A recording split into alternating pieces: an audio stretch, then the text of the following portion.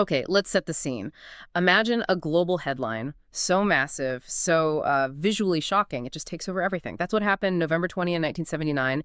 The American embassy in Islamabad, Pakistan, it was stormed, set on fire. The pictures were everywhere. This mob, furious, fueled by anti-Western anger and, crucially, false rumors coming out of Iran. A really searing moment. Oh, absolutely. A huge international crisis. It dominated the news, shaped geopolitics for months afterward. But, the fascinating thing, and this is the core of Yaroslav Trofimov's argument in his book, The Siege of Mecca, that event in Pakistan. As shocking as it was actually a kind of smokescreen, a really violent, tragic distraction from something far, far bigger happening almost 2,000 miles away, same morning. Right. And that's what we're diving into today. We're really getting into Trofimov's book, The Siege of Mecca, the 1979 uprising at Islam's holiest mosque. Because our mission here is to unpack this event, which, let's be honest, is often overlooked, especially in the West, and to try and understand how Trofimov argues it was the real starting point, the true catalyst for this massive shift in the Middle East, the rise of global jihadism that, well, we're still dealing with today. Okay, let's get into it. So picture this. Dawn prayer, Fajr, in Mecca. The call to prayer is echoing across the Grand Mosque, Masjid Al-Haram. This is Islam's absolute holiest site. The Kaaba is there, and the place is just packed. Thousands of worshippers, completely unsuspecting. And then something utterly unthinkable happens. The way they executed this plan, it's just chilling. Trofimov describes armed men suddenly appearing from coffins. Coffins apparently being carried in what looked like a normal funeral procession. Nobody thought twice. Exactly, because, funerals there were common. So these guys pull out rifles, submachine guns, bandoliers of ammo, all hidden in the caskets. They start firing into the crowd. I mean, the desecration is almost unimaginable. And then they slam, shut, and chain the huge gates of the mosque. Within moments, they've done it. They've captured the Kaaba. The level of sacrilege is just hard to comprehend. This isn't just seizing a building, it's seizing the spiritual center of a global faith. So what does this do to the Saudi authorities? I mean, the dilemma must have been paralyzing. Completely paralyzing. How do you possibly retake the holiest site in Islam, a place where violence itself is forbidden, without causing even more sacrilege? Trofimov makes it really clear the initial Saudi responses were, well, they were hampered. Massively, because you just couldn't go in guns blazing. Using firearms inside the sacred precinct was taboo. So they were fighting an armed group with one hand tied behind their back, essentially. Extreme caution. And that caution, as you said, led to heavy casualties for the Saudis early on. Okay, let's talk about the man behind this, Juhayman al-Taibi. Trofimov points out he wasn't some foreign fighter, right? He was actually a product of the Saudi system itself. That's what's so crucial. He'd been in the Saudi National Guard. And importantly, he'd studied under some of the country's most senior religious clerics. He knew the system. He knew the theology, the specific, very puritanical Wahhabi tradition dominant there. But here's the twist. His whole ideology was a radical rejection of the very Wahhabi establishment that had, in a way, produced him. How did that work? I mean, the official clerics were already incredibly conservative. What made Juhayman different, more extreme? Well, Juhayman basically accused the Saudi royal family, the House of Saud, and the clerics who backed them, of hypocrisy, of betraying Islam. He saw them as corrupt, too close to the West, especially the U.S.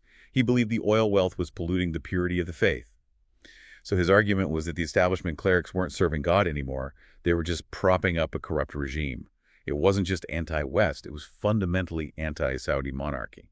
Okay, so he's got this political grievance, this religious critique, but then he takes it a huge step further, doesn't he? He brings in prophecy. He does. And this is where it gets really explosive.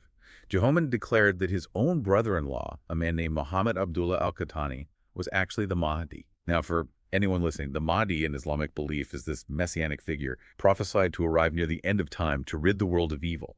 So by seizing the Kaaba, Juhayman wasn't just staging a rebellion. He was framing it as the literal start of this divine end times drama. Wow. Believing you're fighting alongside the Mahdi, that explains the fanaticism of his followers. They weren't just fighting for politics, they thought they were fulfilling scripture. But obviously the Saudis couldn't just let this divine drama unfold in the Grand Mosque. No way. The siege dragged on for 2 incredibly tense weeks. Those initial Saudi attempts, as we said, were bloody and ineffective because of the religious constraints and, frankly, outdated tactics for that kind of fight. And this is where Trofimov's research really shines, bringing in the international dimension that was kept very quiet at the time. Yeah, the book describes the fighting as just brutal, not just in the open areas, but underground. Exactly. That was the tactical nightmare. The Grand Mosque complex is vast, and underneath the main prayer area are these sprawling, labyrinthine corridors and catacombs. Juhayman's men knew this area intimately. They'd fortified it, turned it into an underground fortress. So the Saudi forces were fighting in the dark, literally room by room, tunnel by tunnel, terrified of causing a collapse or, further desecration. It was like something out of a medieval siege, but with modern weapons. Which led them to ask for outside help, despite the sensitivities. Trofimov talks about French commandos, right? Special forces. Yes, the GIGN, apparently. French counterterrorism specialists. Yeah. They were brought in for their expertise in, well, exactly this kind of close quarters fortified structure clearing. And there's that incredible detail about them having to undergo some kind of nominal conversion to Islam just to be allowed onto the sacred ground. Shows you the immense pressure. It really does. But the book also highlights another key group, often forgotten, Pakistani soldiers. Yes, very important. A contingent from the Pakistani Army's Special Service Group, the SSG. They were among the first foreign troops requested. And the logic was clear. Highly trained, professional soldiers, but crucially, they were Muslims. So they could operate within the immense religious sensitivities of the Grand Mosque in a way Western forces simply couldn't. They played a vital role in the final assaults. 2 weeks of that kind of fighting in Islam's holiest place. Yeah. It's just staggering. And then the aftermath. The siege ends, but the fallout is just beginning.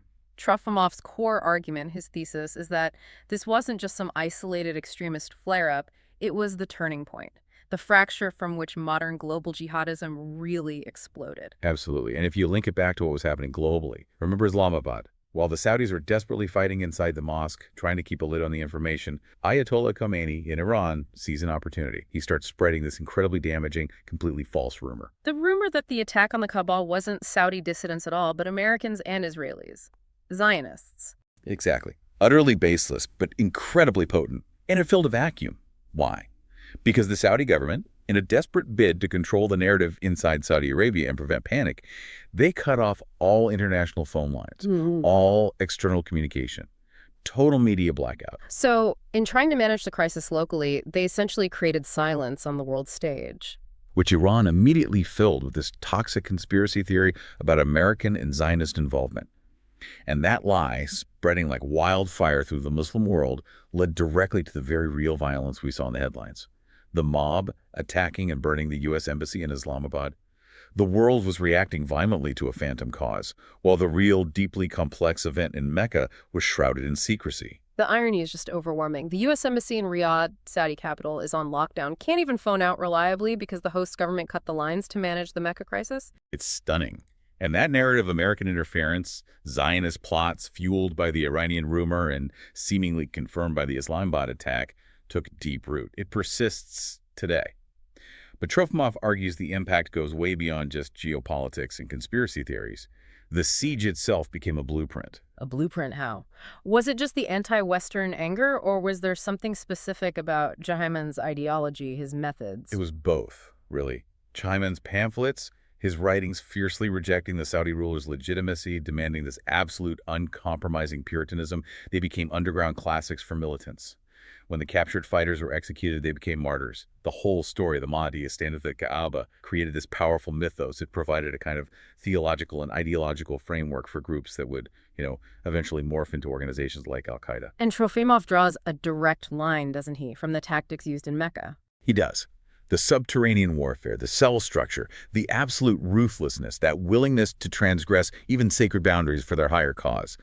All of that, plus the ideology, was basically field-tested in Mecca. And then almost immediately it gets exported. Exported where first? Afghanistan. Primarily, yes, to fight the Soviets.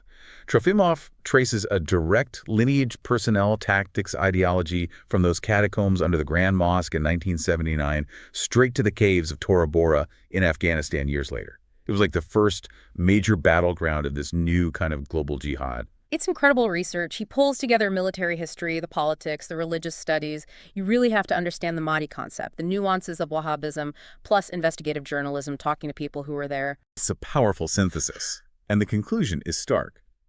While the world's cameras were pointed at Islamabad, the real earthquake, the event that fundamentally reshaped the landscape of religious extremism and Middle Eastern politics, was happening in Mecca.